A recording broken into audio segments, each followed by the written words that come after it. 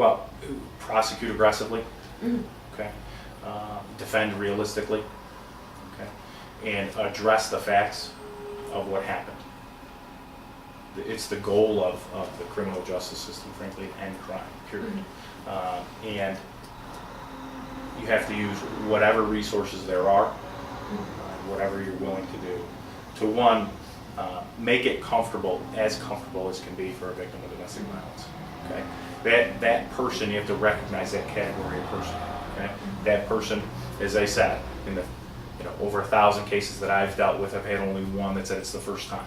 So you recognize the majority of people, this has been part of their life. Okay, and it's a big step to have someone from government come into your life.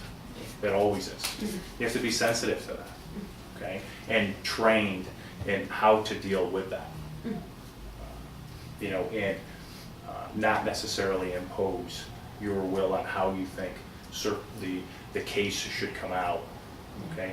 But allow a victim to participate in that so that they can feel empowered by what is happening with the justice system. It's difficult to confront situations that are out of your control. And that's how and where victims find themselves. Things are out of their control. And it's being part of the criminal justice system, you have to recognize that that's how it starts out. And now you're telling a victim, this is what's going to happen. And it's a complicated thing. This is what's going to happen in your situation. I've made a decision for you. And that becomes very, very difficult. I've seen that countless times where we brought in, bring in a victim, a middle-aged or an older woman, and tell them, we're going to put your husband in jail, or we're going to put your husband in prison, and that, all of a sudden, that turns the government into the enemy. Because now you're hurting my husband. Well, your husband's been hurting you for 40 years. You have to be very sensitive to that and deal with that in a way that allows people to understand. Number one. Number two, allows people to feel empowered by the system and not just victims of the system. It's always embarrassing. It's always difficult. There's never a domestic violence situation that's casual. It's always an explosion. And more often than not, and they talk about the power and control wheel, believe it or not. It's advocates against domestic violence, this power and control wheel. It tapers down after the explosion.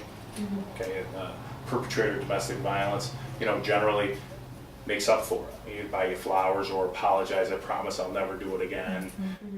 I'm so sorry, it'll never happen again. And they come around the wheel, and then, as that person works, as the perpetrator works himself back into the victim's life, back into their good graces, back into control. Once that person senses power and control is escaping again, then we move around the wheel and we get back into another explosion.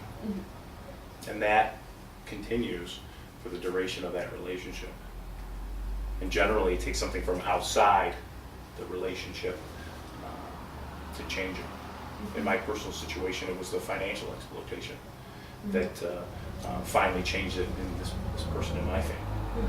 Once there was no more money in the relationship and no more means of income coming in, and perpetrator taking it all, that is what was the genesis for that change. Sometimes it's an attack on the children that leads to this person finally coming forward, where they're just tired. More often than not, police officers walk into an explosion. They walk into a domestic situation where they separate the parties and talk about what happened and deal with it for an hour or two, and make decisions about lives within that short period of time. Well, you're living your entire life up to that moment, and then to have some government authority come in and start saying you're going to do this and you're going to do that. It's very, very difficult.